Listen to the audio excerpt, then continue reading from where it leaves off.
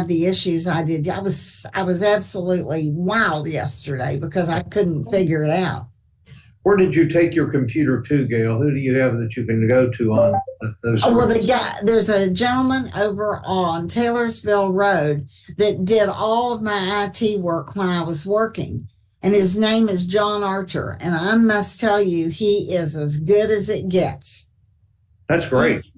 He's terrific. So I went across the Snyder, which is really, it's a challenge in itself. And he lives in Spring Lakes, which is right there where the Kroger store is.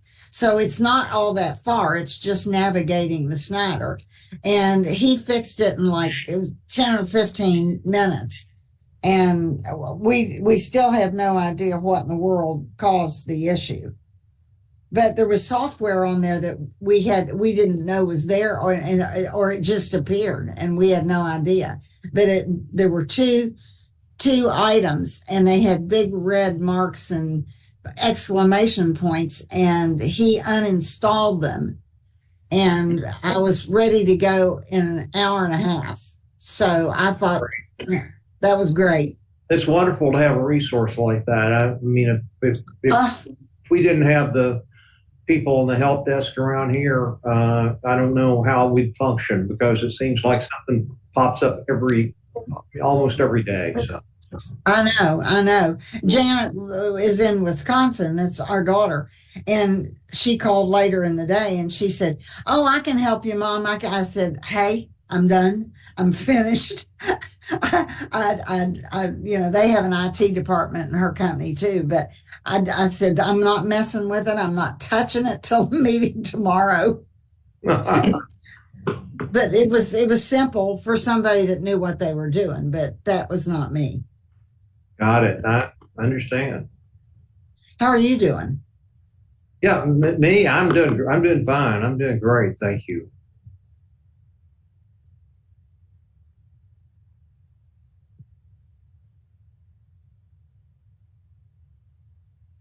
I think Sam's monitoring our attendance, right, Sam? Yes, it looks like we are getting close. Okay, Kathy is joining, so we will have a quorum for the Program and Policy Committee, and I think we need one more person for the Communications and Planning. So either. There's Barry. Yeah, I'm here. I just made it in. So we're waiting on either Marilyn or Beverly Chester Burton to join for the Communications and Planning Committee. I don't see Kathy. Is she there? Yeah. Hi, Kathy. Hi. There I am. Yeah, there you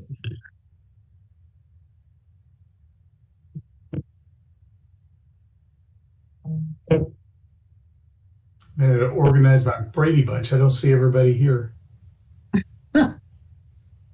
Up. And it just went away. Yay.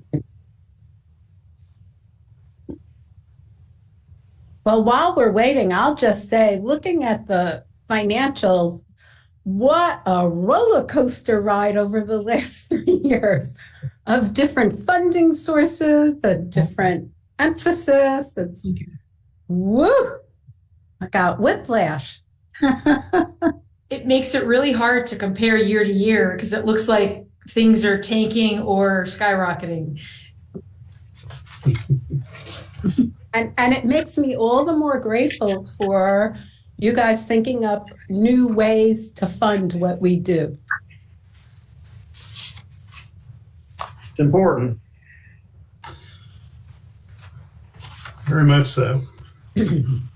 All right, so we have someone calling and checking on the other members, but I think we can go ahead and get started. We won't have a quorum yet for the Communications and Planning Committee, but I don't think that there are any decision items for that committee. The only decision item is for the Program and Policy Committee, which we do have a quorum for. So well, let's rock on then. So with that, I will call the Joint meeting to order. This is the joint meeting of the Communication and Planning and the Program and Policy Committee of the Kentucky Housing Corporation Board of Directors. So we just, Sam, you just mentioned about the quorum, so we can skip over that. We do have a quorum for the Planning Committee. And then has the press been notified? Yes, the press has been notified. Great. And as far as I just correct, I think we have a quorum for the Program and Policy Committee. Yes, that's correct. We have a quorum for the Program and Policy Committee. I got it backwards. We don't yet have a quorum for the Communication and Planning Committee. Thanks, Kathy. Sure. I keep that record straight on that one, so I appreciate that. And is there any members of the public present who wish to speak? I didn't see any on our... There are not. Okay, well, let's move on. Gail, I'll turn it over to you. I think the only thing I have is the minutes, approval of the minutes. So do I hear a motion? I'll move. A second? I'll second. Can I second? I guess I can. Second. Thank you, PG. And call for the question. All in favor? Aye. Aye. Opposed? All right. Motion passed. So at this point in time, I'll turn it over to John. Thank you, Gail. Good afternoon, everyone. I'll keep my comments very brief as I'm going to pass the baton to Kendrick Vonderschmidt. As we've heard earlier and stated earlier, there is no voting item, no board action necessary, committee action necessary for this first portion, which Kendrick's going to cover on our process and our fiscal 25 strategies. And then he will move into the fiscal 25 allocation plan, which does require some action of this committee. So with that, I'm going to turn it over to Kendrick to talk a little bit about our planning process and talk about our fiscal 25 strategies. Kendrick? All right. Thank you, John. So to give everyone just a little bit of context of where we are in the planning process, that this time of the year, we're working on creating 3 major deliverables for the board.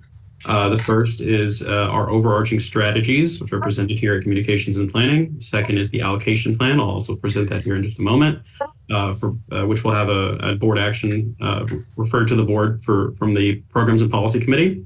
And then yesterday, the Finance Committee recommended the approval of the operating budget. This all kicks off in January, and then ultimately these 3 days in May is where all these things come together.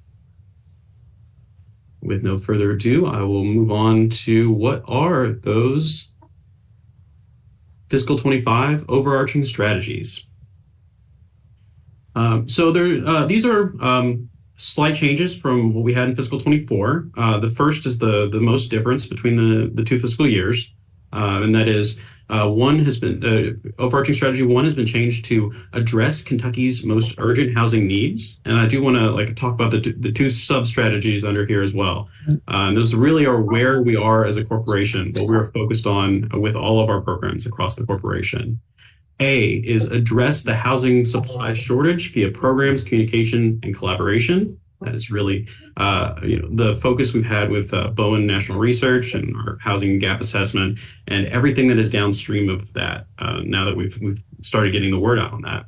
And B is to deploy programs to help Eastern and Western Kentucky with disaster housing recovery. And we've been a part of that for a couple of years. We're various funding sources, and it's still a priority as to get those units back up on live and get people living in those households. This overarching strategy 2 is to mitigate financial risks. That is, we're looking to optimize utilization of administrative funds via an indirect cost rate. That indirect cost rate was negotiated with Health and Human Services and with the Housing Urban Development, and that was put into place in fiscal 24, and we're going to continue using that going forward. B, to evaluate opportunities to consolidate, structure, deploy internal resources in a formally managed fund to support missional activities. And that's just looking at all the funds that we've been had at a corporation for quite some time now, and kind of maturing as an organization. And C is to maintain effective risk management and stewardship of our financial resources. And I think you see that in the budget that was presented to the Finance Committee yesterday. Finally, 3 is to sustain and advance core competencies. And this is, as an organization, we're going to hear that word, we're maturing as an organization over and over again. Continue our diversity, equity, inclusion efforts, maintain our efforts to retain, promote, and recruit exceptional talent, continuing that maturing as an organization, enhancing our operational processes and technology. That's bringing everyone that works for John together to the betterment of the organization.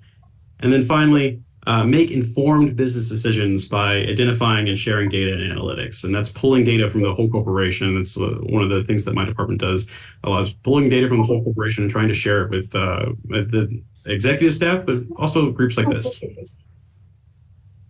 So those are our overarching strategies. I think you see that reflected in the budget. I think you'll also see that reflected in the allocation plan that I'll present here in just a moment. I'll leave this. Are there any questions on the overarching strategies now, or should I move on to the allocation plan?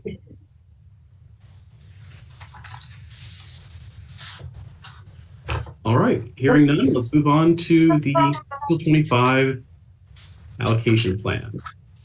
Now, whereas yesterday we focused on how the corporation will run its operating budget, you can think of this as how the corporation will allocate the funds that are for programmatic uses, how people get into housing throughout the fiscal year, or throughout fiscal year 25.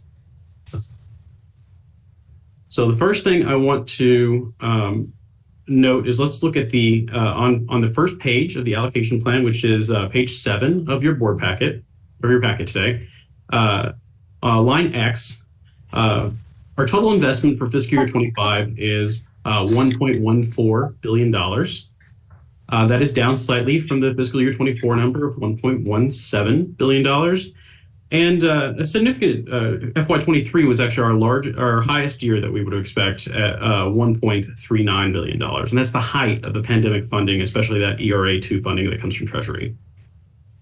So we have slightly less investment this year and relative to last year and the year before.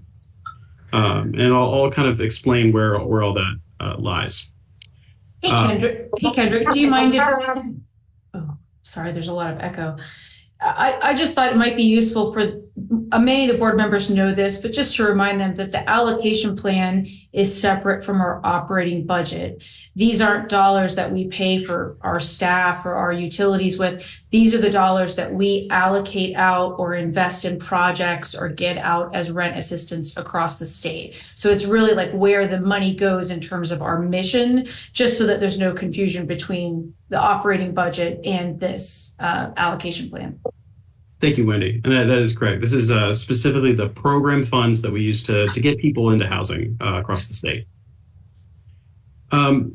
That being said, this $1.14 billion that we're getting out the door actually starts $18 million for other uses. We declare as other uses, and those are that's taxes and bond that's held in reserve, and that's some other uses of funds that are loans that are not related directly to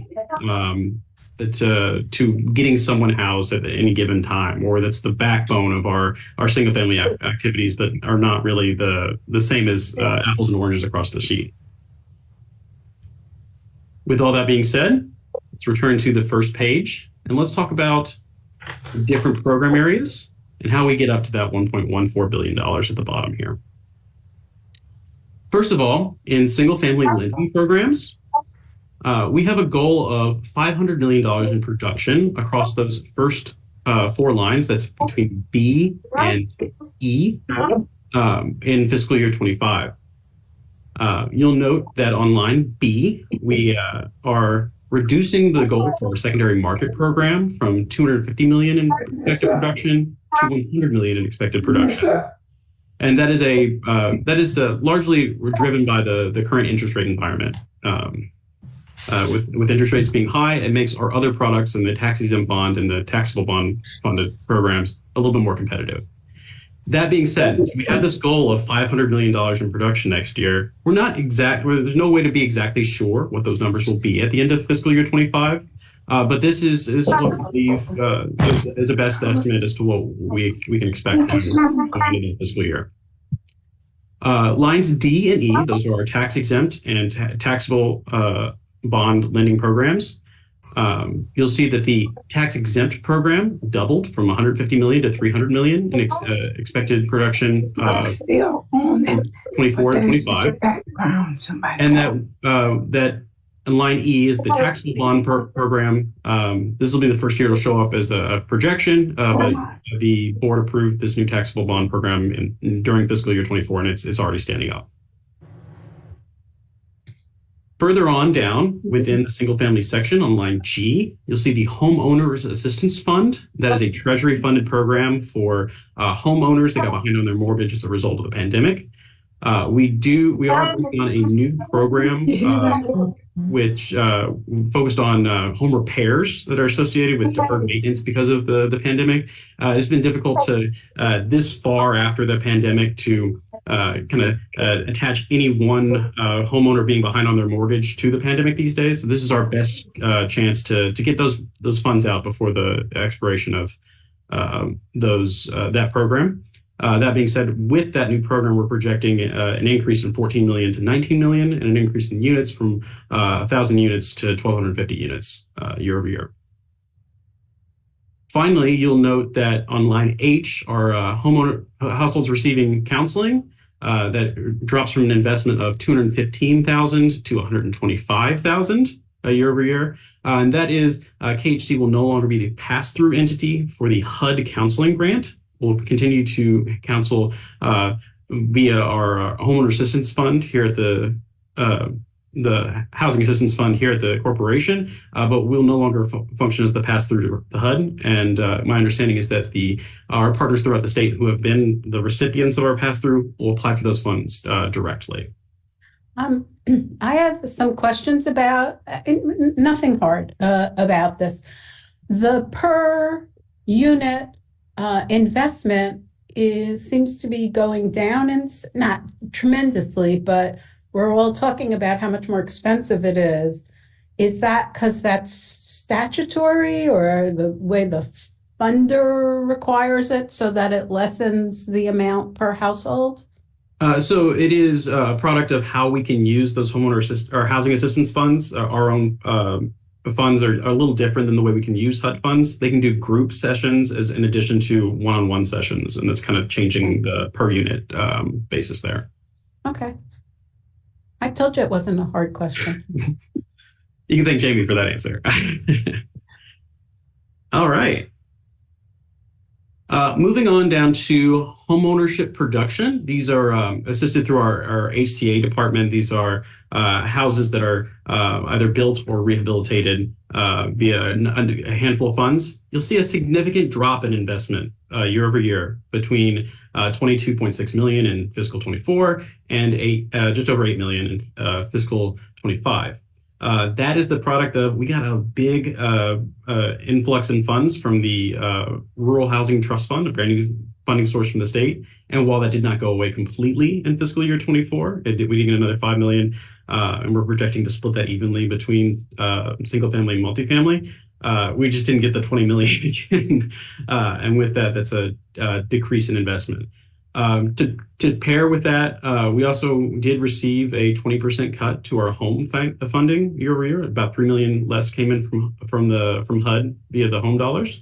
And the Affordable Housing Trust Fund, while not 20% cut, we are expecting lower receipts year over year for that as well. And that's funded by that is funded by each mortgage transaction. We get a small tax on that, and until more people are selling their homes and buying new homes, we can't expect that number to be quite as high as it was in the past couple of years.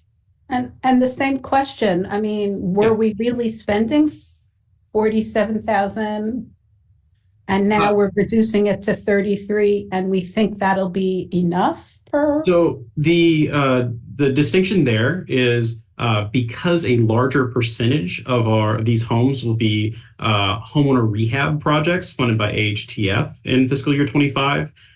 Those put a little bit less money per household in for each household. Whereas in fiscal year 24, we had a lot of the amount you put in for RHTF for building a whole home was a little bit higher, and that's the difference in projection there. I understand, but did you understand my question? If that's how much we were spending, isn't that how much we need to spend?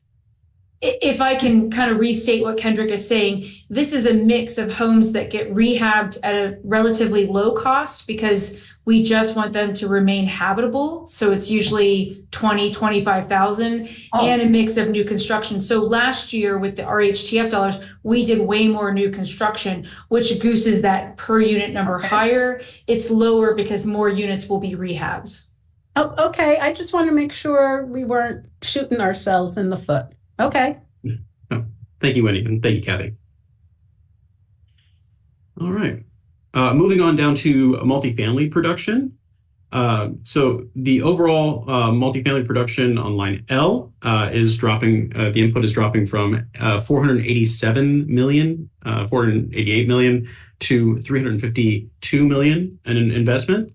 That is primarily driven by the availability of our bond cap year over year. Our investment from bond cap, as you can see on the second page, is dropping from 325 million to 200 million year over year.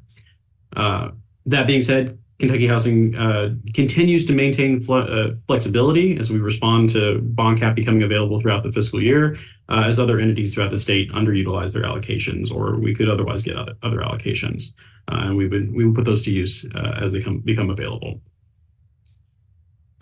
Our gap funding that we use for home and AHTF and RHTF, those have gone down, but we have a couple other places where our gap funding has gone up. So it is mostly that tax-exempt bond number that has changed year over year.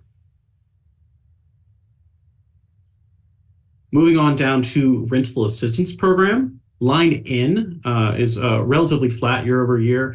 We are getting a little bit more per unit from HUD. Those are our project-based and our voucher-based housing programs. We get a little bit more per unit year over year that we project. But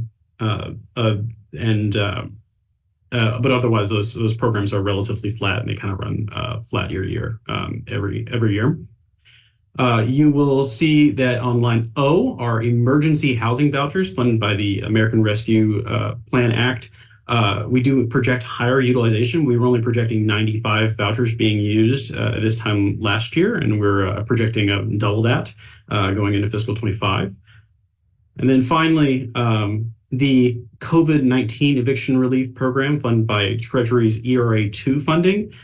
We are projecting a significant another round of funding to our homelessness partners who do use the money for the same thing. They keep people in eviction relief funding. We pay people's rent with those funds, and that's why that number is a little bit higher. That's line P, increased from 12.7 million to 16.7 million year over year.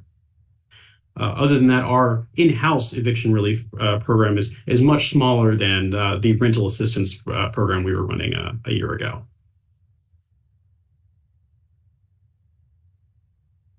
Moving on down to our homelessness and special needs program. If you look at both lines R and S, they are virtually flat year over year with modest boosts. This is formula money that comes to HUD in the form of our Emergency Solutions Grant, our Continuum of Care grants, and our on line S there is our HOPA, so we're focused on housing persons with AIDS. Those are formula grants, and we did get a small amount. You will note if you have been paying attention to all your board meetings, we did receive funds via a special NOFO for rural and unsheltered housing via the Continuum of Care program. That being said, we received those funds in fiscal year 24, so they'll show up on the fiscal year 24 actuals when I present them in August, but they are not going to be here in the fiscal year 25 projections. So we'll have a variance there in August. And then finally, you'll note the ending of the pandemic era ESG Cares funding. That's one of the first lines of funding that came out during the pandemic, and that wraps up June 30th of this year. On line T there. All right, moving on to our last area. That's our energy efficiency and weatherization program. We're projecting significant rollover of both weatherization and LIHEAP funds from fiscal year 24 to 25.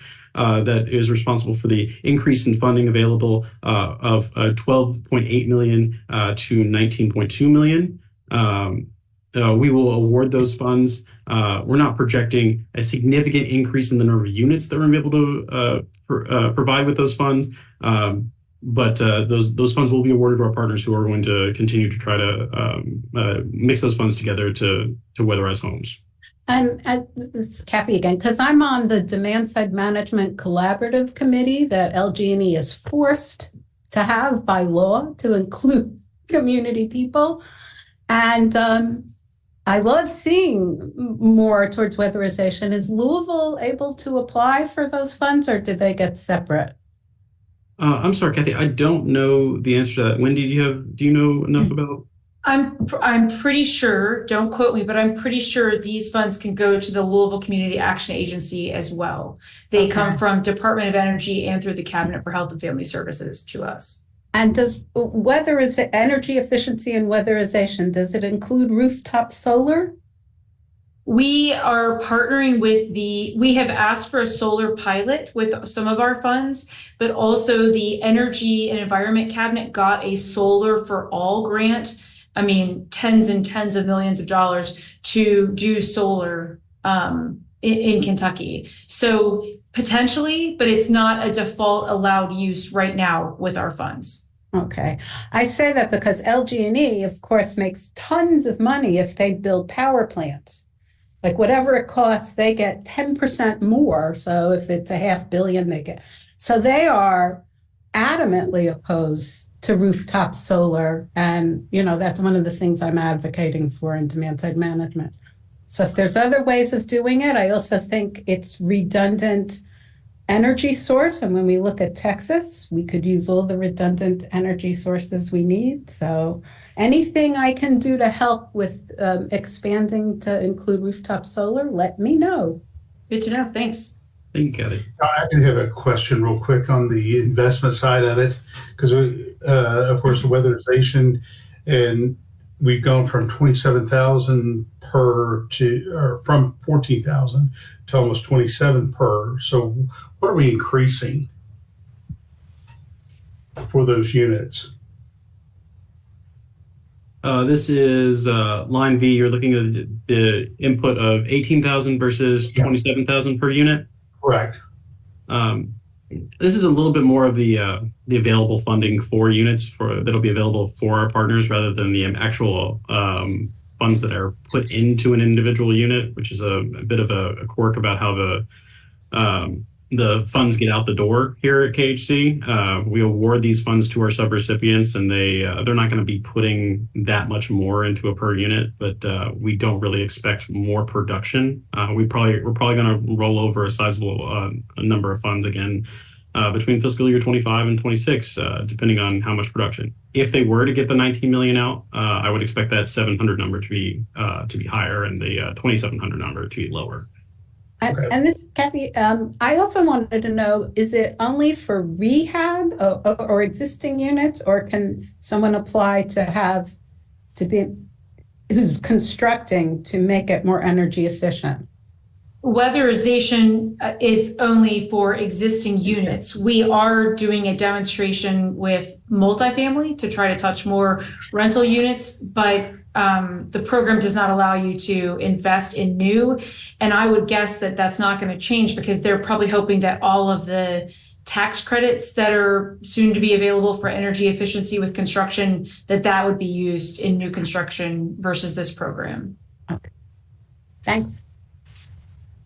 Kendrick, Barry, I want to make sure you got your question answered. That $18,000 investment versus the $27,000 unit investment is simply the math on that. It went up $7 million for the same number of units. But did that answer your question? Well, yes, I didn't know if there was anything more that they were going to be investing in on the weatherization. So there's a couple extra weather stripping pieces, or is it the cost has gone up, or for the material, things of that nature? Because we're serving the same amount of people for just the higher number of costs per unit. Yeah, we may want to look at that number. Either Kendrick, we need to scale up the households or scale down how much we actually expect to expend. I'll speak with Kelly on that. Yeah, wouldn't you say? Because I'm not aware that the scope is getting a lot bigger because there's such constrictions on the program. I'll speak with Kelly on that. And it is limitations on the actual number of units, just the restrictions. Well, I could definitely see, well, with the cost, building material costs even 25%, yeah, it's still, you look at probably another $4,000, probably $2,200 maybe, or whatever, based on cost and things like that, if we weren't adding anything into it. But I wasn't for sure. So yeah, that's great. Right. Great to check. Thank you. And our final line W, weatherization through the special bipartisan infrastructure legislation. We did receive a $25 million 5-year grant in fiscal year 23. We're still paying dividends from that initial investment, but we still have $2 million that has not been awarded to our subrecipients there. We've kind of kept that aside for both high-performing or innovative subrecipients. While the initial round of 2-year funding to our subrecipients, we're going to re-award those funds again. The $2 million that is remaining left over that hasn't been awarded, we're going to try to get that out for high-performing and innovative subrecipients in fiscal year 25. And one of the reasons why we don't even have a per unit investment for the that bipartisan infrastructure legislation line W, is that we're really still paying dividends off from that initial $25 million investment back in fiscal year 23.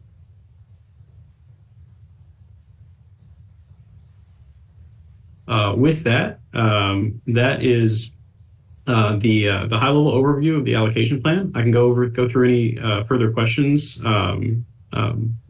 But please let me know if you have any.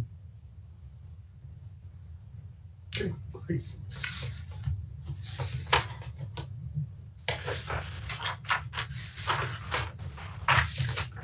All right. So, Gail, are you back, or do I need to take? Oh, I guess I am. You're finished here.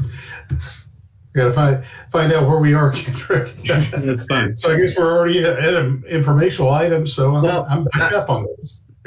Barry, before we move on, I think we do need a motion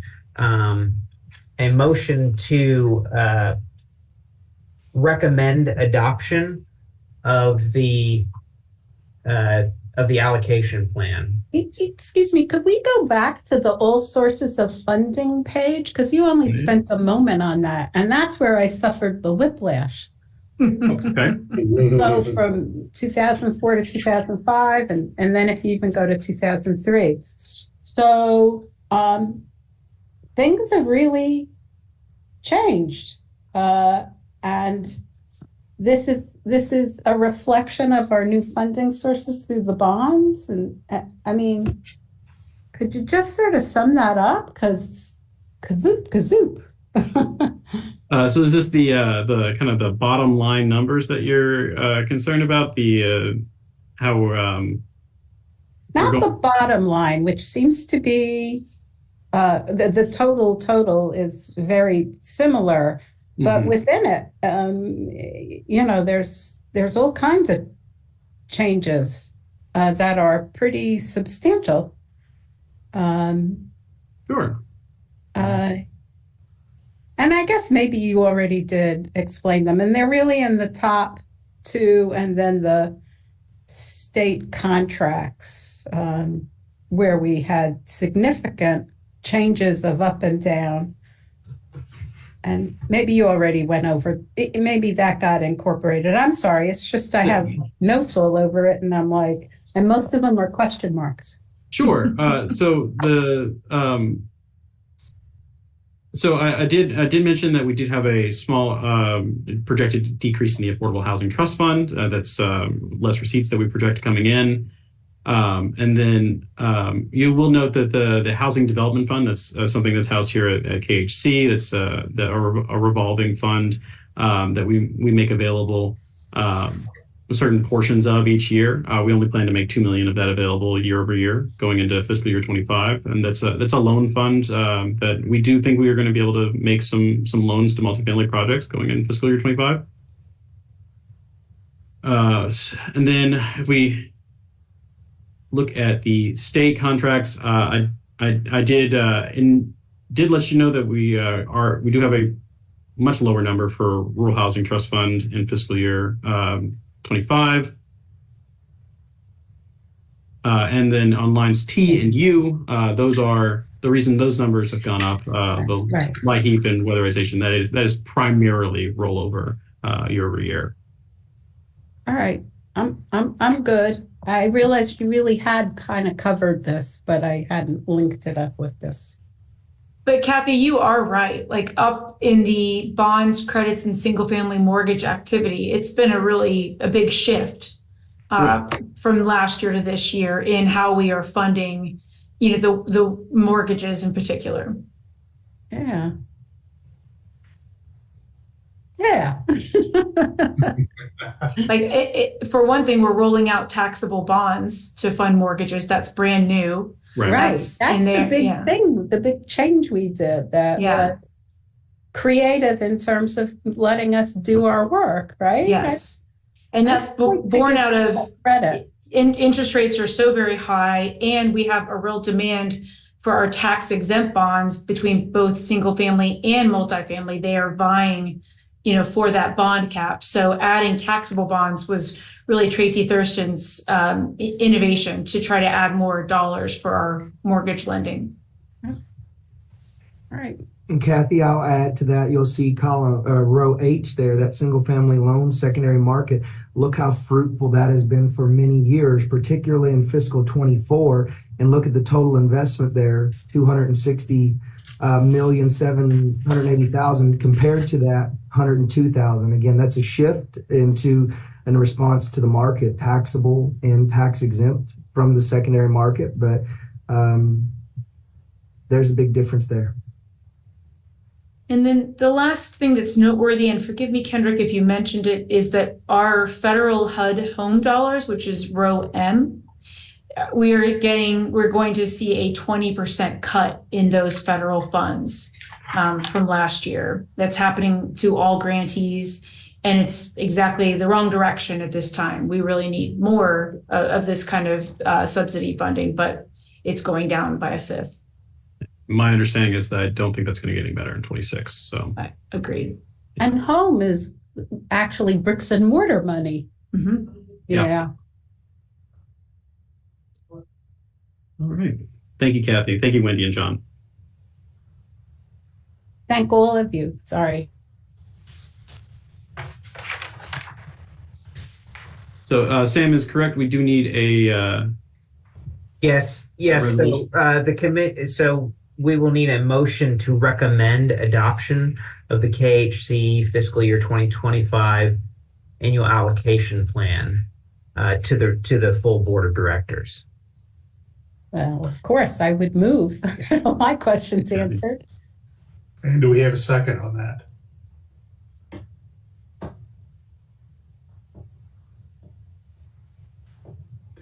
I'll second.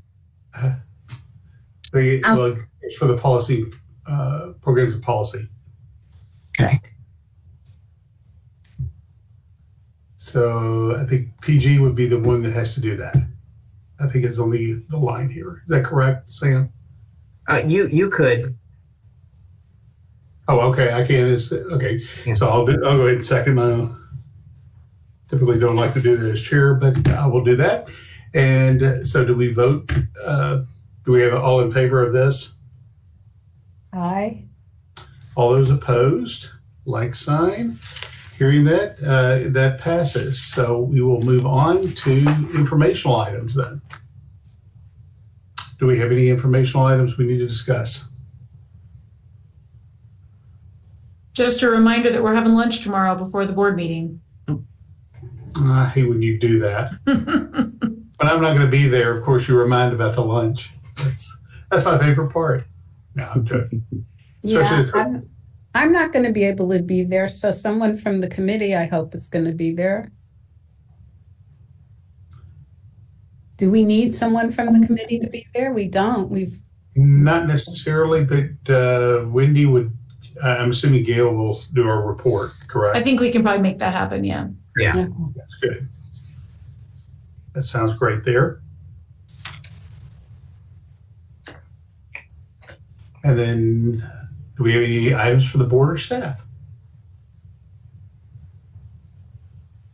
And hearing none, I will go right to the adjournment. Kathy, you can do a motion if you like. All right, so moved. And I will second that one. I typically don't give it that one. I think Ms. Mason may have had a question. Did you have a question, Ms. Mason? I didn't have a question. I just wanted to apologize. I've had technical issues throughout this meeting and I've bumped in and out, so didn't mean to be rude on screen. No worries. No worries.